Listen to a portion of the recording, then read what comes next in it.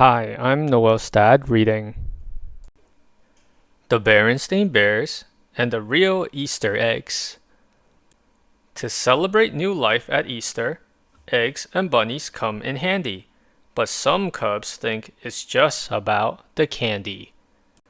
The Berenstain Bears and the Real Easter Eggs.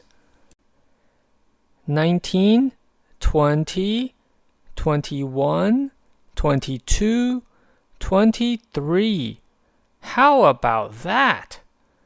Said Sister Bear.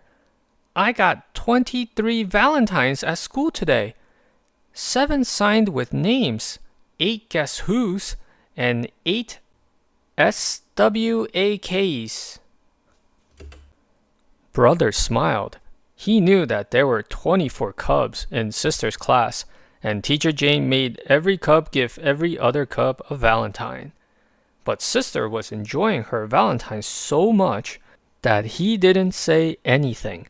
Besides, he'd gotten quite a few himself. I just love holidays, said Sister. I wish every day was a holiday. Then you could get stuff every day. Oh? Said Mama, who'd been listening. Is that all holidays mean to you? Getting stuff? Sure, said Sister. You get turkey, stuffing, and pumpkin pie on Thanksgiving, presents on Christmas, and Valentine's on Valentine's Day. What's wrong with that? What's wrong with that? Said Mama. Is that holidays are about much more. Thanksgiving is about being thankful. Christmas is about goodwill and peace on earth. And Valentine's Day is about love and friendship. What do you think about that, my dear? Asked Papa. Where did Sister go? He said, looking around. She went into the kitchen, said Brother, which Sister had. She'd gone into the kitchen to look at the calendar on the wall. She was looking ahead for holidays. She looked at the rest of February. There weren't any more big holidays in February. She looked at March. She didn't see any big holidays in March either. But then she looked at April, and right there in April was a really big holiday. Easter. Yum, she thought. Coconut eggs, jelly beans, chocolate bunnies, yum, and double yum. That night, Sister fell asleep while visions of jelly beans and chocolate bunnies danced in her head. But it was still winter, and when she woke up the next morning, she forgot about Easter and spring because there was a new blanket of snow covering the earth. Wonderful snow on sled on, to make forts out of, to make angel wings in. But Mother Nature hadn't forgotten, and while Brother, Sister, and their friends sledded and made forts and angel wings, she was getting ready for a whole new season. As the winter winds died down and the sun began to ride higher in the sky, signs of spring began to appear. The big icicles of winter dropped from roofs and stuck like swords in the last of the melting snow. Robins began looking for places to build their nests. Blue and yellow crocuses peeped through the softening earth. And it wasn't very long before reminders of Easter began to appear in supermarkets and on television. But it was the big billboard in the town square that got Sister and Brother really excited about Easter. This is what it said. Coming soon, the giant Beartown Easter egg hunt. Don't miss it. All cubs welcome. Prizes, prizes, prizes. Delicious chocolate Easter eggs. Jelly beans, jelly beans, jelly beans. Gigantic chocolate bunnies. Every cub will win a prize. All prizes on display in window of the Beartown General Store. Look, said Brother. It says the prizes are on display in the window of the Beartown General Store. And were they ever? There were more jelly beans than you could ever count. Sugar-trimmed dark chocolate, coconut-filled eggs with sugar roses and violets on them, life-size milk chocolate bunnies, and one chocolate bunny as big as Brother Bear himself. Happy Easter indeed. This was going to be the biggest, best, most delicious Easter ever. Brother and sister were so excited they ran all the way home. Mama was in the treehouse front yard. Sister, said brother, you tell Mama about the big Easter egg hunt while I go find Papa and tell him. Mama, Mama, sputtered sister. She was so excited and out of breath she could hardly talk. Now, my dear, said Mama, I know that what you want to tell me is very exciting, but I'm sure it can wait until you catch your breath. Meanwhile, I've got some exciting things to show you. But Mama, protested sister. Just look here, said Mama, kneeling down. See these little blue and yellow flowers? They're from the crocus bulbs I planted last fall.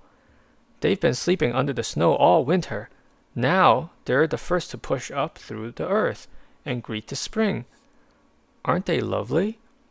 Yes, Mama, they're nice, said sister. But brother and I were just down at the town square, and guess what? But Mama didn't quite hear sister because she had walked across the yard and was looking closely at a scratchy-looking bush. It didn't look like much to sister.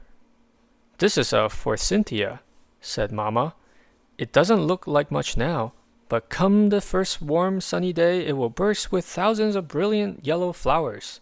Surely you remember it from last spring, my dear. Sister did, sorta, and it was pretty. But it didn't begin to compare with those sugar roses and violets on those dark chocolate Easter eggs or those zillions of brightly colored jelly beans.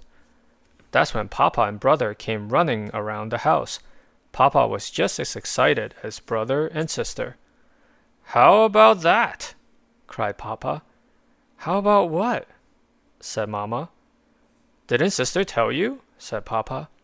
There's going to be a big Easter egg hunt on the town square, and you should hear the prizes. More jelly beans than you could ever count. Papa, said brother. All kinds of chocolate eggs, continued Papa. Papa, repeated brother, tugging on Papa's pant leg. Yes, son? I forgot to tell you, said brother. The Easter egg hunt is just for cubs. Just for cubs, said Papa. That's right, said brother. Oh, said Papa. He was more than a little disappointed.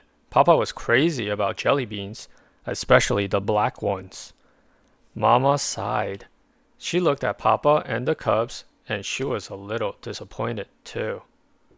The day of the Easter egg hunt dawned bright and early.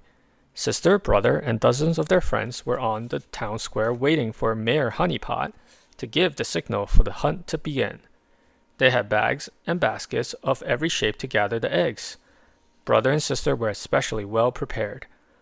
They each had a big basket, the better to carry the eggs they would find. When the mayor gave the signal, it was a helter-skelter, gather, gather, here an egg, there an egg, everywhere an egg. But brother and sister had a plan. Instead of hunting where the other cubs were, they quickly moved to the woods at the edge of the square. Here's a red one and a pink one and a green one, shouted sister as she popped the eggs into her shopping bag. And here's an orange one and a yellow one and a lavender one, cried brother as he popped them into his bag. A little while later, brother noticed that sister had become very quiet. He turned and saw her standing ever so still, looking into some bushes. And here, said sister in a soft, hushed voice that brother could hardly hear, are 5 tiny blue eggs in a nest deep in the bushes. Ever so carefully and quietly, brother moved into the bushes and looked over sister's shoulder at the real Easter eggs. And together they watched as, one by one, each tiny blue egg cracked open and a tiny, scraggly, wet baby robin struggled to climb out. From time to time, the mother or father robin came to the nest with food, worms and insects. They took turns putting the food in the wide open beaks of the baby birds. Brother and sister watched for a long time. They hardly moved. It was as if they were under a spell. It was the most wonderful and amazing thing they had ever seen. They missed most of the Easter egg hunt, but since every cub got a prize, they got some goodies for the eggs they had already gathered. A few chocolate eggs, but mostly jelly beans, which they shared with Papa. They gave him the black ones. Many of sister and brother's friends won the really big prizes, but that was okay. The sugar-trimmed chocolate eggs and the giant chocolate bunny would not only soon be gone, but they would leave quite a few tummy aches behind. Sister and brother would never forget those baby birds, and the wonder of Easter and its message of new life would stay with them forever. The end.